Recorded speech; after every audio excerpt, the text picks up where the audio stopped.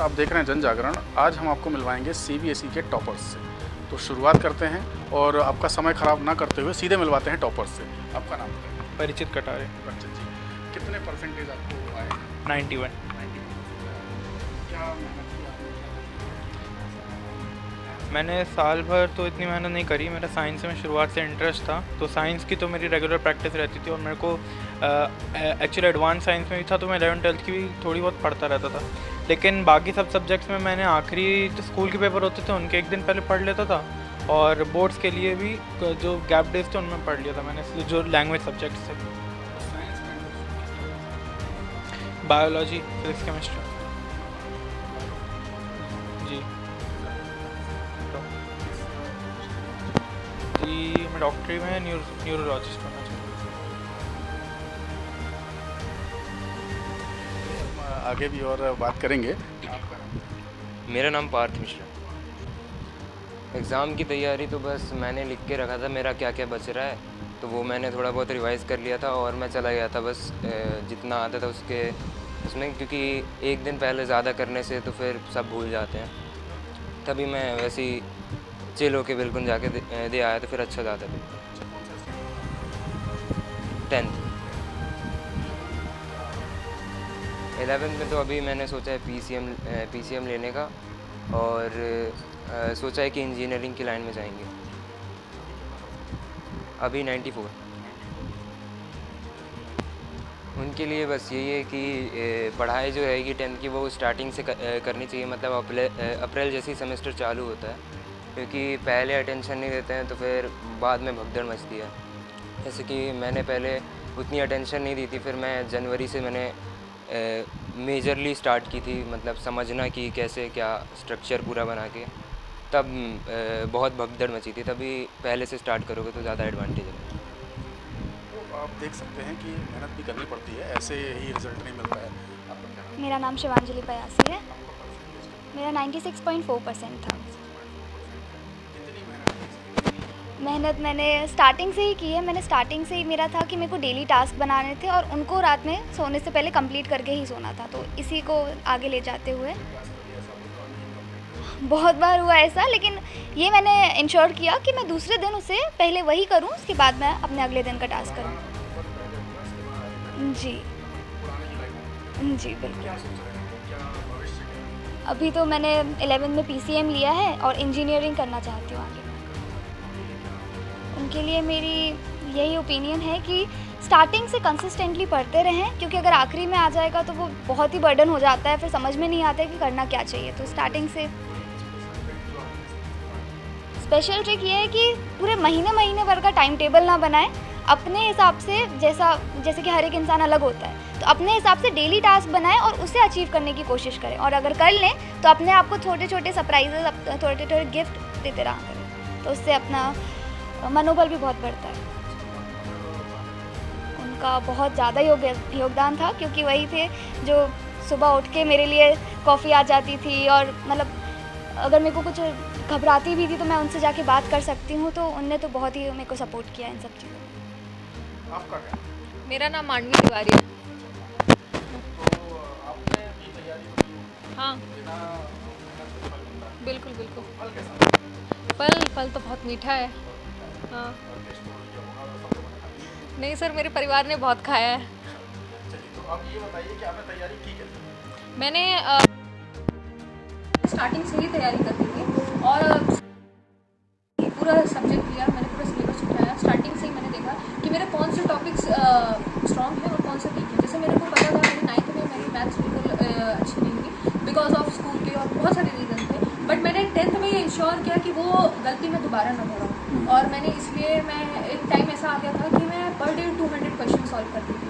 तो मैंने वो सारी चीज़ें अप्लाई की। एज अ रिज़ल्ट मेरा मैथ्स में बहुत अच्छा स्कोर मिल गया था, और बाकी सब्जेक्ट्स में भी ऐसे इंप्रूव किया। हिंदी में मेरे जो मात्राओं की गलती होती है वो सबके साथ होती है, तो मैंने अपनी मम्मा से बताया था, तो वो रोज़ शाम को मेरे जो भी पार्ट थे उनको वो डिक्टेट करते थे और मैं उसे लिखती थी, और फिर वो सारी गलतियाँ बताती थी। उसके नतीजे के उसके कारण मेरे हिंदी में 97% मार्क्स मिले थे। अच्छा, हिंदी में डिस्टिंक्शन।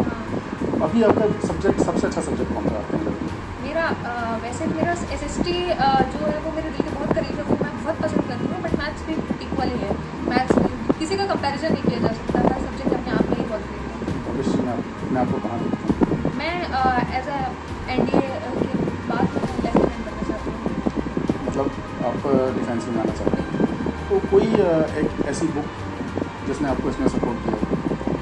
NCERT बेसिस है पूरे एग्जामिनेशन का। अगर आप NCERT देखिए, कोई भी रेफरेंस बुक आप उठा के देख लीजिए, तो NCERT से ही बनती है। तो अगर आप NCERT थरोली समझ रहे हैं और रीड कर रहे हैं, सब कुछ कर रहे हैं, तो आप डेफिनेटली नतीजा आप निकाल लेंगे। आपको किसी रेफरेंस बुक की ज़रूरत नहीं है। मार्केट में बहुत ज़्यादा नाम है कि ये जो है सैम्पल पेपर वगैरह, प्रैक्टिस ज़रूर करिए, प्रैक्टिस इज़ द की और consistency is the key. But बाकी उसके पीछे अगर आप भागेंगे तो आप डेफिनेटली बहुत बड़ी गलती कर देंगे। मेरा 95.8 था। ये थे हमारे साथ CBSE के टॉपर्स, इनके पेरेंट्स भी हमारे साथ मौजूद हैं, तो हम उनसे भी जानेंगे, क्योंकि मेहनत तो सभी करते हैं, पेरेंट्स भी नहीं करेंगे तो कैसे चलेगा। तो आप देखिए, मेहनत की है, मेहनत के बिना तो रिज़ल्ट पॉसिबल नहीं होता है, क्योंकि जब तक बच्चों को घर में माहौल नहीं मिलता तो उनके लिए इतना अचीव करना मुश्किल होता है। हमने माहौल दिया है।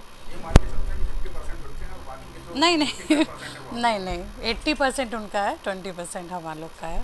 तो अभी हमारे साथ तो और भी पेरेंट्स हैं, इनसे भी जानेंगे। पहले तो आपका नाम जानना चाहेंगे। मेरा नाम सुभद्रा शुक्ला है। कितनी खुशी हुई जब आपने रिजल्ट देखा? बहुत ज़्यादा खुशी हुई, और बच्चे ने मेहनत भी की है काफ़ी, और साथ में मैंने भी साथ में उसको खाने पीने सबका ध्यान रखा है कि उसको कब सोना है, कब उठना है, और उसको क्या खाना है, उसका ये ध्यान रखा है। आपके मतलब जैसे कि आपने ध्यान दिया होगा, कुछ हॉबीज़ स्पेशल रही? हाँ, उसकी हॉबीज़, उसको पेंटिंग में बहुत रुचि है, तो उसको वैसे एनिमेशन का कोर्स वगैरह भी वो बोल रहा था आगे चल के कि अगर कुछ ऐसा पेंटिंग के ज़रिए कुछ आगे करना है तो उसकी इच्छा है। अभी जो CBSE रिजल्ट आया है उसमें आपका परसेंटेज कितना था?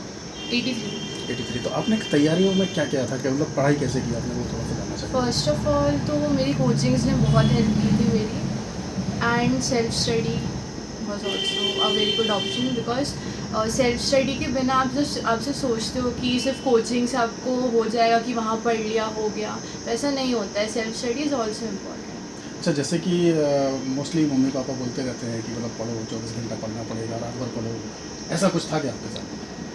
हाँ, वो तो होता है, वो सारे पेरेंट्स के साथ होता है। नहीं, लेकिन आपने क्या मतलब आप जैसे मान लीजिए अभी आपका तो हो गया 12th आपने निकाल लिया, अभी बहुत सारे ऐसे बच्चे होंगे जो इस साल 12th देंगे, MP बोर्ड में देंगे, कुछ UP बोर्ड में देंगे, कुछ CBSE में देंगे, कुछ ICSE में देंगे, तो उनके लिए आप क्या कहना चाहेंगे, उनको कैसे पढ़ना चाहिए? प्रेशर तो ठीक है अपनी जगह है, प्रेशर तो रहेगा, बट द थिंग इज़ कि आप सब चीज़ें करो एंड साथ में पढ़ो, बिकॉज मोस्टली क्या होता है, बच्चे अपने आप को काइंड ऑफ सबसे कट ऑफ कर लेते हैं एंड बहुत ज़्यादा इंट्रोवर्टेड हो जाते हैं कि रूम में बैठ के 24 घंटे पढ़ रहे हैं।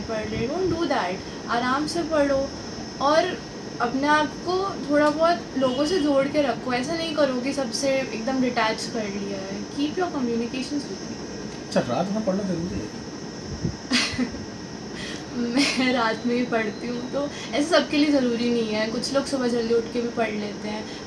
इट्स जस्ट कि आपको जो सूट करता है उस हिसाब से पढ़ो। मुझे रात में ये रहता है कि सबसे ज़्यादा आई जस्ट वांट साइलेंस, मतलब लाइक कोई भी बात नहीं करना चाहिए जब भी मैं पढ़ाई कर रही हूँ। मैं सबको डांट देती हूँ कि नहीं, बात भी मत करो, even don't open a packet of chips, कुछ नहीं करो, मुझे आवाज़ नहीं चाहिए। तो हाँ, रात में मेरे लिए तो बहुत अच्छा है, बट वो पर्सन टू पर्सन डिपेंड करता है। आपका फेवरेट सब्जेक्ट कौन सा? फेवरेट सब्जेक्ट मेरा मैथ्स है। मैथ्स है। और आगे का क्या करना है? आगे मैं कंप्यूटर साइंस करूँगी and specialisation would be artificial intelligence. तो कहाँ पर देखते हो आप आगे 5 साल बाद अपने आप को? इन अ वेरी गुड कंपनी। मैंने ऐसा कुछ सोचा नहीं like with specific company, but अब कंपनी जिसने मुझे काफ़ी अच्छा पैकेज तो जैसा कि आप देख रहे हैं कि मतलब ऐसा ज़रूरी नहीं 24 घंटे पढ़ना है, सोशल भी ज़रूरी है और कम्युनिकेशन भी ज़रूरी है, साथ में कनेक्शन भी ज़रूरी है। हम परिजनों से भी बात करेंगे। आपको क्या लगता है कि मतलब PTR टॉप आई है और अच्छे रैंक्स भी हैं, ऐसा नहीं है, तो आपने कितनी मेहनत की वहाँ पे? मैंने एक्चुअली जब हमारी पढ़ाई का टाइम था तब हमारे पेरेंट्स के पास इतनी चॉइस नहीं होती थी ना हमारे पेरेंट्स ने हमको समझाया था इतना ज़्यादा। तब ये रहता था आप फर्स्ट आ गए, बहुत है, बहुत पढ़ लिया। बट आजकल क्या है कि हमारी एक्सपेक्टेशंस बहुत ज़्यादा हाई हैं बच्चों से। मेरा बच्चा अगर 95 अबव लाता है तो मैं उम्मीद करूँगी कि वो 98 पे जाए। ये स्कूल टॉपर रही है शुरू से, तो मुझे लग रहा था कि नहीं 95 अबव आने चाहिए थे, तो मैं थोड़ा सा डिसअपॉइंट हूँ। आपने कितनी मेहनत की इनके साथ? मैंने बहुत मेहनत की है, पूछिए इनसे। नहीं तो मतलब हम क्या माने 85 कितना 83 आया है? 83 आया है, तो बाकी का जो 17% है वो किधर, वो आपके पास है क्या? शायद। मतलब आपने कैसे मेहनत की, कैसे इनको हेल्प किया आपने एजुकेशन? जो भी उसे सपोर्ट चाहिए था, चाहे वो सोशल हो, मेंटली हो, फिज़िकल हो, मैं पूरे टाइम उसके साथ अवेलेबल रहती थी। बट मैं वर्किंग हूँ तो पूरे टाइम दिन में तो नहीं होती थी, बट इवनिंग टाइम में पूरा टाइम दिया आपने? जी। तो हमने बात की अभी, और आज हम एक मिशन ही लेकर निकले हैं कि आपको टॉपर से मिलाना है जबलपुर में, जिन्होंने जबलपुर का नाम रोशन किया है। और ख़ास तौर से ये सब ब्राह्मण समाज के ही बच्चे हैं जिन्होंने जबलपुर के साथ, अपने परिवार के साथ समाज का भी नाम रोशन किया है। हम इन्हें शुभकामनाएं देंगे और हमारे चैनल के माध्यम से जो भी लोग इन्हें देख रहे हैं वो भी इन्हें शुभकामनाएं दे सकते हैं। कैमरा पर्सन लकी गर्ग के साथ पुष्पेंद्र कुमार, जनजागरण टीवी, जबलपुर।